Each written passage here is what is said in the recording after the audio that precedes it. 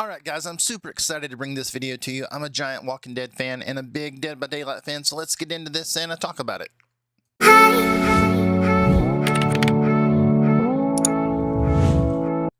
Yeah, so welcome back to the channel. This is a video that I've wanted to bring to you for a long time. I just didn't know if it was ever going to happen, but it turns out that The Walking Dead, well, not necessarily The Walking Dead, more like The Ones Who Live, will be coming to Dead by Daylight soon. If you don't know what Dead by Daylight is, it is a game where 4 people play as survivors trying to escape a bloodthirsty killer, and the killer is trying to kill the survivors before they can get away. If you know my channel, you've probably seen me stream that here on the channel. But anyway, Dead by Daylight every year does a live stream where they tell what's going to be coming in the next year. They did that today, and they have strongly hinted at Walking Dead crossover.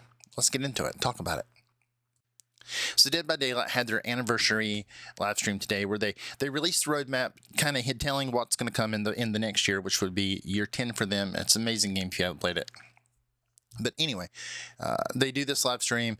They talk about the newest chapter that's coming out, which is the FNAF chapter. I'm not very thrilled about that one. I've never been much of a FNAF player. I did watch the movie with my son because he likes it. And I'm not big into it, but I'm happy for the people that want that because they've wanted this for a long time.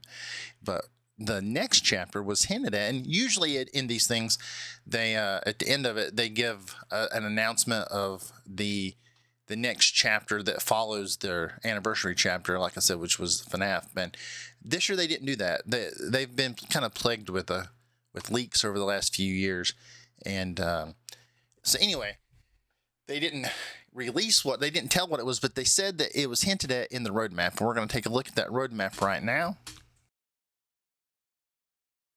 And I have to admit, I missed this at the beginning. Like when they just showed it, I didn't notice anything out of place with it. But whenever Matthew Cote, who is the game director, said that it was hinted in the roadmap, I went back and blew it up and was looking at it. And, you know, I've wanted a Walking Dead chapter for a long time. But if you look in July, there's going to be a licensed chapter. And that's how they release the new characters, the new maps and stuff like that. They call them chapters. And if you notice in September, the T is missing. Well, it's not necessarily missing. It's just lighter than the rest of the text. Then if you go over to March, the H is the same way. So then we have TH. Then if you look under the June tab, the E is lighter. So then we have the. Then in the July chapter, the O is missing from Survivor, or lighter. Then in September, again, under the chapter, you'll see where it says New Survivor, the E is gone, and the N is also gone. So that the 1, and then where do we have? Let's see, where are we next? Licensed, under November, the S is gone, so that's the 1s. And then if you look under the same one under November where it says 2 New Survivors, the W is lighter. Then in March, the H in chapter is lighter, and the O is lighter. So the Ones Who, and then if you look down in July, down below where it says in-game event, July, the L is lighter. And then over near October where it says in-game event, the I is lighter. Then in December in-game event, the V is lighter. Then if you look over to where it says more to come, the E is lighter. So we get the Ones Who Live. And if you look in July, the licensed chapter, the one that they're talking about that they hinted at, it's 2 New Survivors. The Ones Who Live, 2 New Survivors, stands to reason that it's going to be Michonne and Rick. So that really got me thinking, because the chapter will more than likely release late July.